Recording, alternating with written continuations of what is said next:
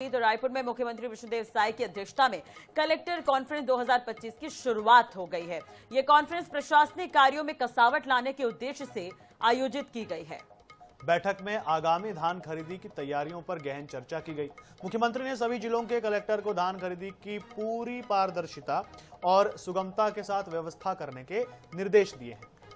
तो बिल्कुल 15 नवंबर से शुरू होने वाली धान खरीदी में अनियमितता पाए जाने पर कलेक्टर को जिम्मेदार ठहराया जाएगा। इसके अलावा किसानों का 100% पंजीयन और दूरस्थ अंचलों में विशेष शिविर लगाने की जिम्मेदारी भी कलेक्टर्स की होगी। सीएम विष्णुदेव साय ने कहा कि सरकार किसानों से धान का एक एक दाना खरीदेगी।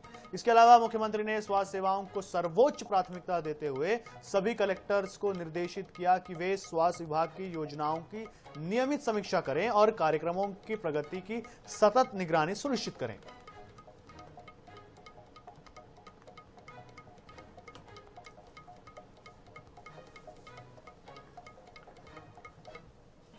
मुख्यमंत्री आदरणीय विष्णुदेव साय जी न केवल लगातार विभागों की बैठक करते हैं, अलग अलग समय समय पर कलेक्टर कॉन्फ्रेंस, एसपी कॉन्फ्रेंस करके जिलों में सरकार की योजनाओं का नीचे तक क्रियान्वयन, इन सब कामों की नियमित रूप से समीक्षा करते हैं। उसका नतीजा है कि सरकार की योजनाएं नीचे धरातल पर ठीक प्रकार से लागू हो रही है और नियमित रूप से ऐसे कॉन्फ्रेंस करने से प्रशासनिक कसावट भी आती है, काम में तेजी भी आती है। तो निश्चित रूप से ये 3 दिवसीय लगातार कॉन्फ्रेंस करने वाले हैं माननीय मुख्यमंत्री विष्णुदेव साय जी।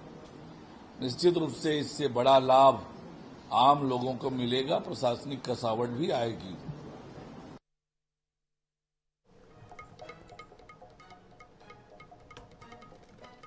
तो कलेक्टर से अब जिम्मेदार होंगे अगर किसानों का धान सही तरीके से नहीं खरीदा जाता है तो। आपको बता दें कि कलेक्टर कॉन्फ्रेंस का आयोजन किया गया जिसमें तमाम अधिकारी मौजूद रहे और सीएम साय इस दौरान महत्वपूर्ण निर्देश देते हुए नजर आए। बिल्कुल, और इस कॉन्फ्रेंस की अध्यक्षता भी मुख्यमंत्री विष्णुदेव साय कर रहे हैं। उन्होंने स्वास्थ्य जो योजनाएं सरकार द्वारा चलाई जाती है उसकी सतत निगरानी के निर्देश भी दिए कलेक्टर्स को। और उन्होंने साफ साफ कहा कि अगर कोई भी गलती पाई जाती है धान खरीदी में, किसी में टोकन में या किसी भी चीज़ में, तो इसकी पूरी की पूरी जिम्मेदारी कलेक्टर्स की होगी। तो ऐसे में आप कलेक्टर्स को और ज़्यादा ध्यान देना पड़ेगा और जो खरीदी केंद्र होते हैं या टोकन होते हैं इनकी जो व्यवस्था होगी वो बेहतर होगी, ऐसा सुनिश्चित करना होगा कलेक्टर्स को। बिल्कुल, और सचिन एक तरह से देखा जाए तो धान खरीदी की शुरुआत होनी है और किसान बड़ी संख्या में धान अपना बेचने के लिए आते हैं और कैबिनेट की बैठक भी हुई थी इससे पहले, तो सरकार की तरफ से महत्वपूर्ण ऐलान जो है धान खरीदी को लेकर किए गए हैं। अब बात रही व्यवस्था की, तो अब कलेक्टर्स को ही इसकी जिम्मेदारी सौंप दी गई है और ये जो बैठक का दौर है वो कल भी देखने को मिलेगा। तमाम अधिकारियों को सीएम साय निर्देशित करते हुए नजर आएंगे। बिल्कुल राष्ट्रीय, इसमें कोई कोताही नहीं बरती जा सकती क्योंकि देखिए कि 2 एजेंडे थे जब चुनाव हो रहा था। तो एक 3100 रुपए क्विंटल पर धान खरीदी और दूसरा महतारी वंदन योजना। ये दोनों योजनाएं हैं जिनकी वजह से एक बड़ा असर पड़ा। सरकार बीजेपी की आई, मुख्यमंत्री विष्णुदेव साय बतौर मुख्यमंत्री बैठे पद पर। तो ऐसे में ये बहुत ज्यादा महत्वपूर्ण हो जाता है सरकार के लिए कि धान खरीदी जैसे मुद्दे पर वो पूरी तरीके से सजग रहे, सतर्क रहे और ये सुनिश्चित करे कि इसमें कोई भी गड़बड़ी नहीं हो सकती। बिल्कुल, और ग्राफिक्स के जरिए भी हम बताने की कोशिश कर रहे हैं कि सीएम सर की क्लास में आखिर क्या कुछ खास रहा। जैसे कि अब स्वास्थ्य को लेकर भी चर्चा की गई है, फील्ड वेरिफिकेशन से पारदर्शिता सुनिश्चित की जाए, ये कलेक्टर्स को ही निर्देश दिए गए हैं।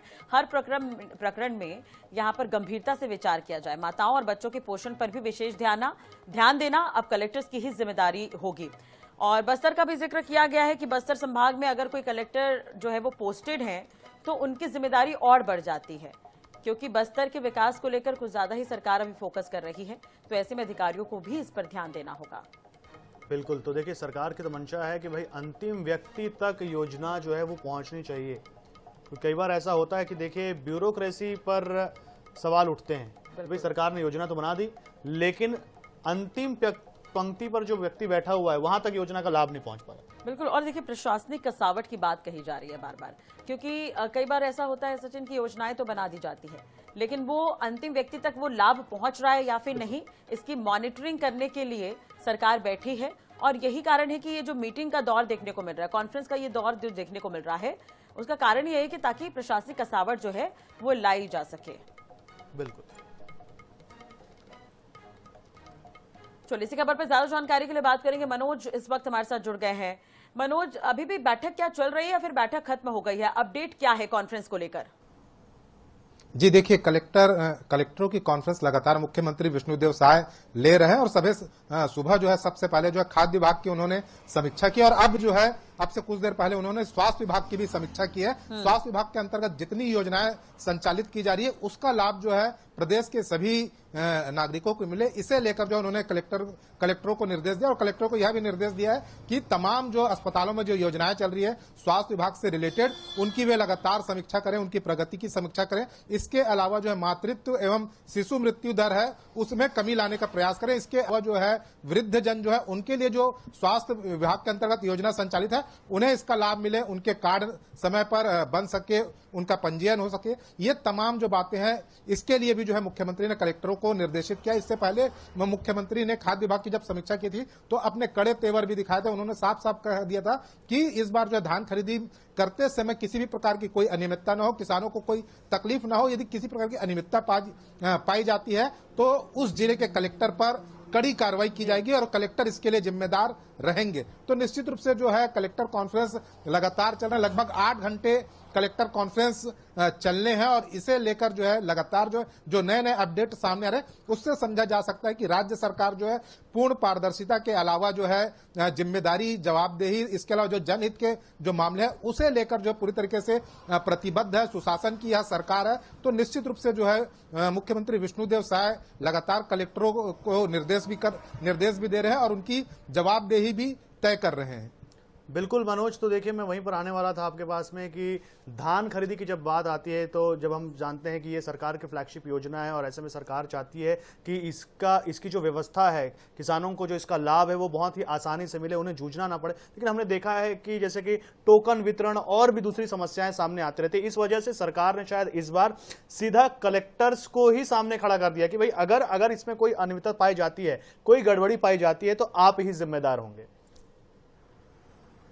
जी निश्चित रूप से जो है राज्य सरकार किसानों को लेकर कहीं ना कहीं काफी गंभीर है और धान खरीदी हर साल होते हैं। इस साल भी 15 नवंबर से धान खरीदी जब शुरू होगी, इससे पहले जो काम होते हैं जिसे करना होता है, जो खाद्य विभाग के अधिकारियों की जिम्मेदारी रहती है, तो जिलों में जो जब किसानों के पंजीयन होंगे, किसानों को टोकन का वितरण होगा, इस दौरान जो है किसी प्रकार के जो टेक्निकली दिक्कत ना है, इन तमाम दिक्कतों को पहले से दूर कर ली जाए ताकि 15 नवंबर से जब धान की खरीदी शुरू होगी वह निर्बाध रूप से चल सके।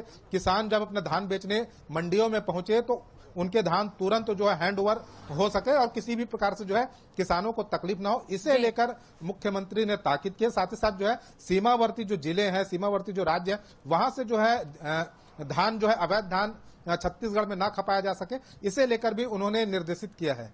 चलिए अब देखने वाली बात होगी कि जिस तरह से निर्देश तो दे दिए गए हैं लेकिन जमीनी स्तर पर ये तमाम निर्देश हैं वो कितने नजर आते हैं ये तो वक्त ही बताएगा। बहुत बहुत शुक्रिया मनोज, तमाम जानकारी और बातचीत के लिए। नजर बनाए रखिएगा।